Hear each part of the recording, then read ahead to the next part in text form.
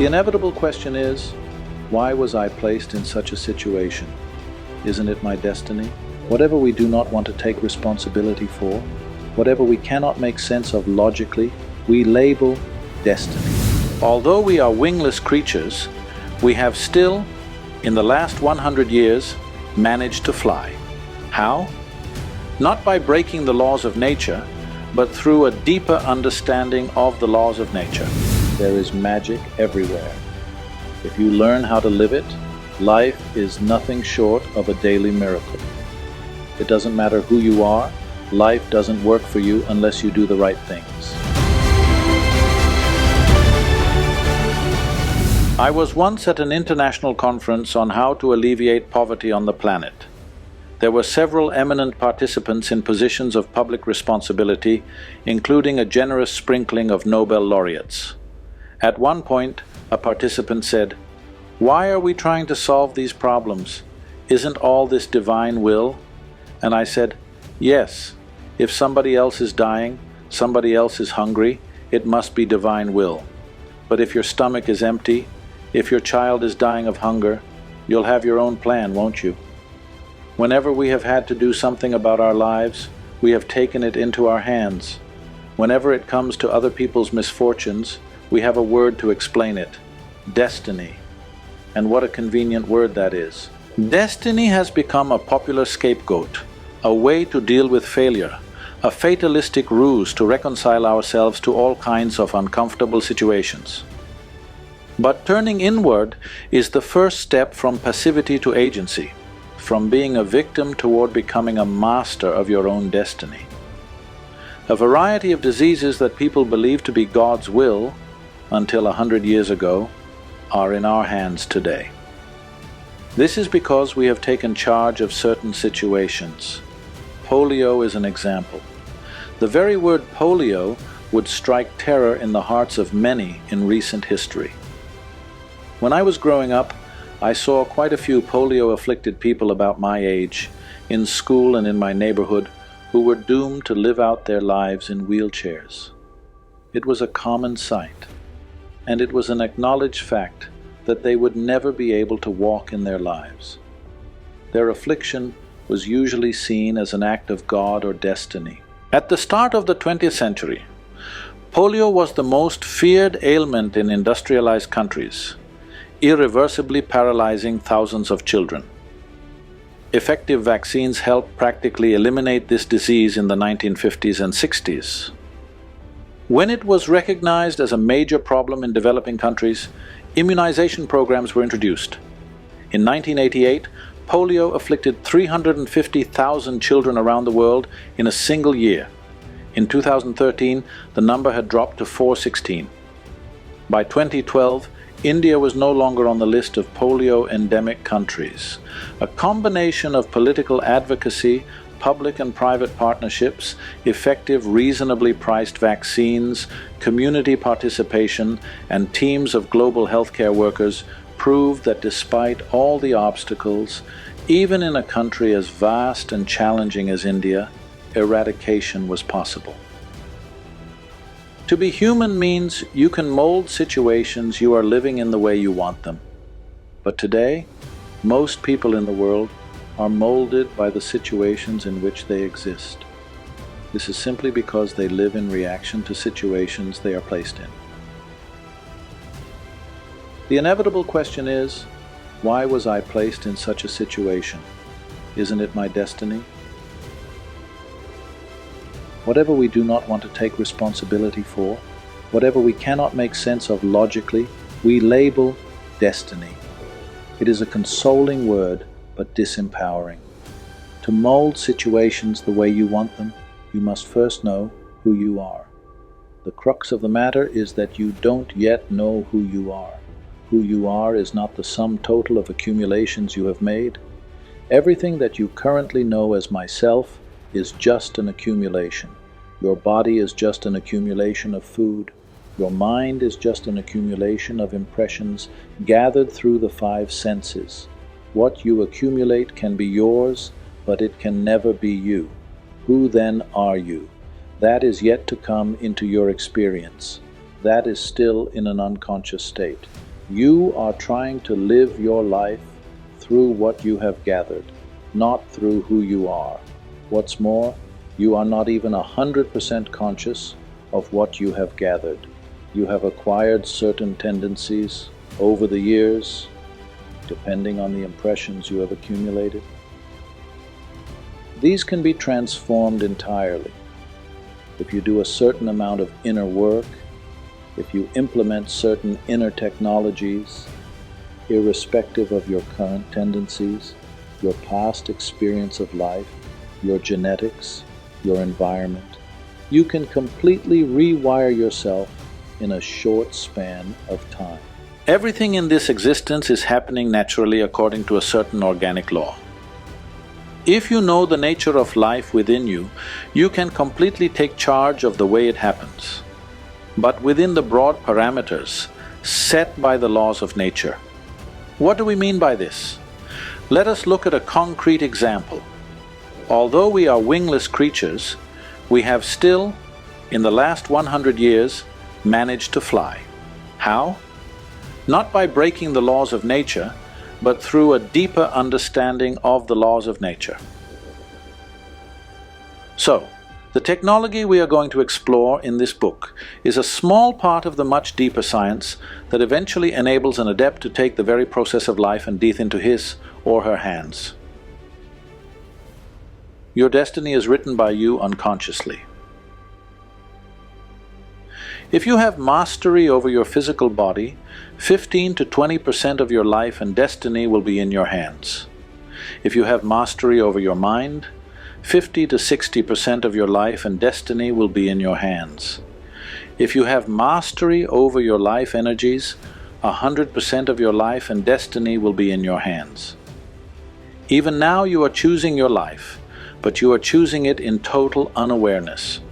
But whatever you do in unawareness, you can also do in awareness. That makes a world of a difference. It is the difference between ignorance and enlightenment. Unpleasantness is happening to you in the form of anger, fear, anxiety, and stress, because your basic faculties, your body, mind, and life energies are doing their own thing. When mind and body exist only to serve the life within you, why is your life currently enslaved to the mind and body? Isn't this a complete distortion of the way life should function? Taking destiny into your hands doesn't mean everything will happen your way.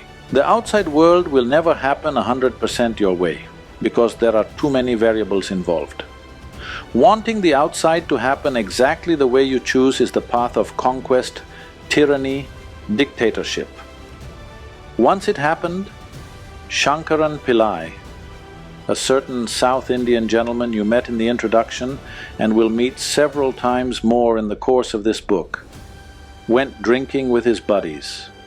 He thought he would have a quick drink and go home at 8 o'clock. And so he did.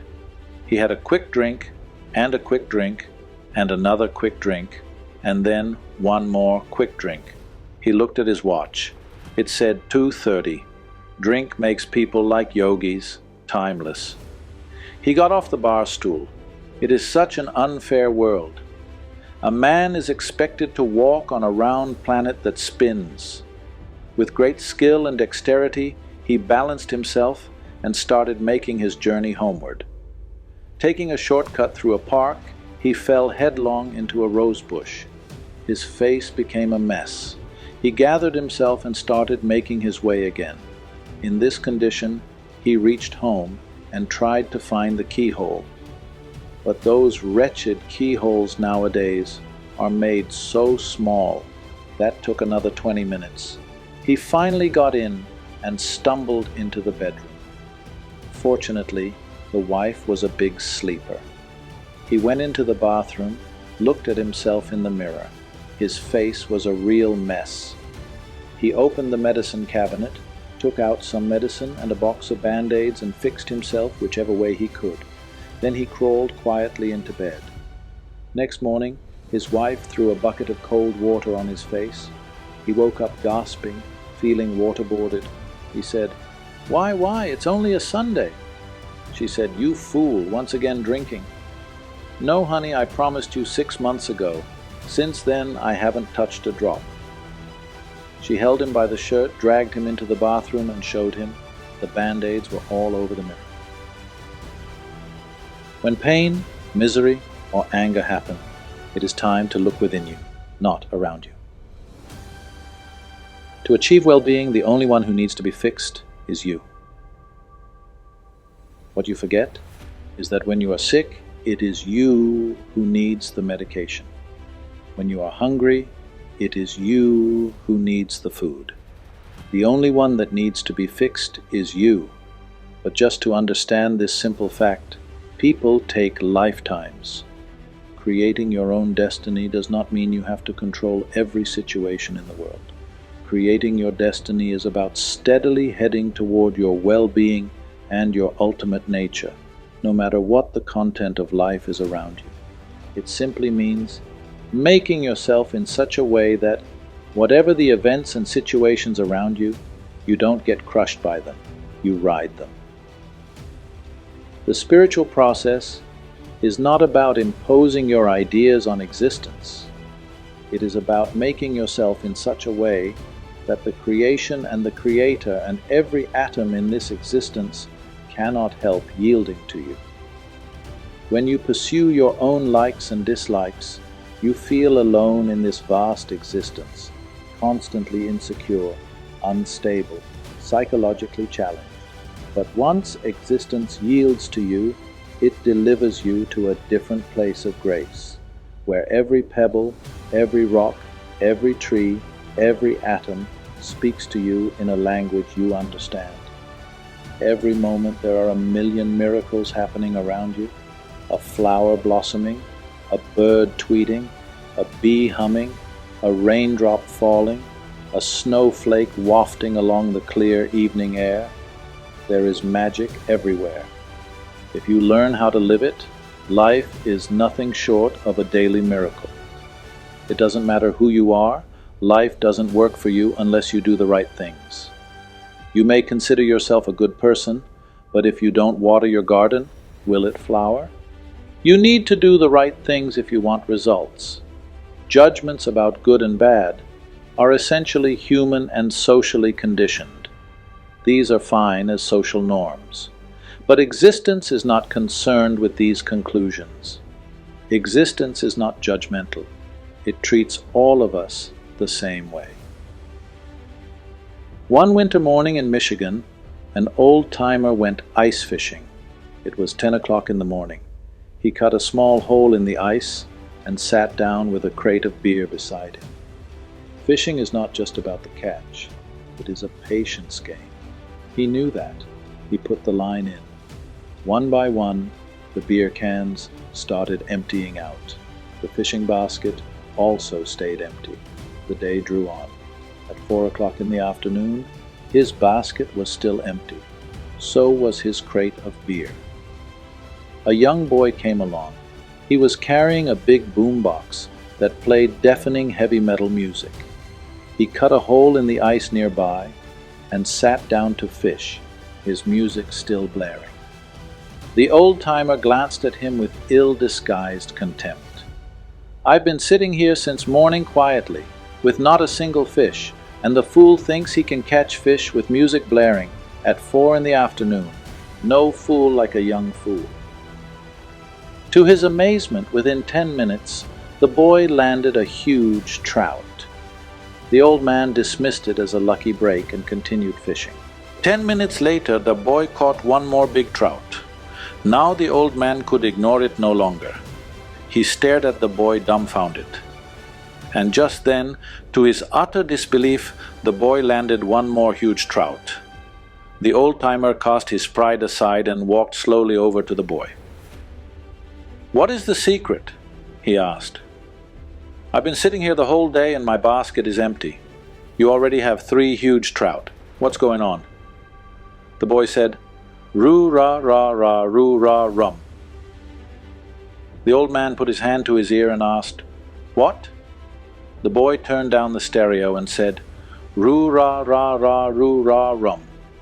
The old man was perplexed. "I don't understand a word you're saying." The boy spat a blob of something into his hand and said, "You have to keep the worms warm?" Unless you do the right things will not happen to you. Principles and philosophies are only of social consequence. It is time to wake up to yourself as an existential being, a living being, rather than a psychological case. Then your destiny will be your own, 100% your own. This is not an idle promise. It is a guarantee.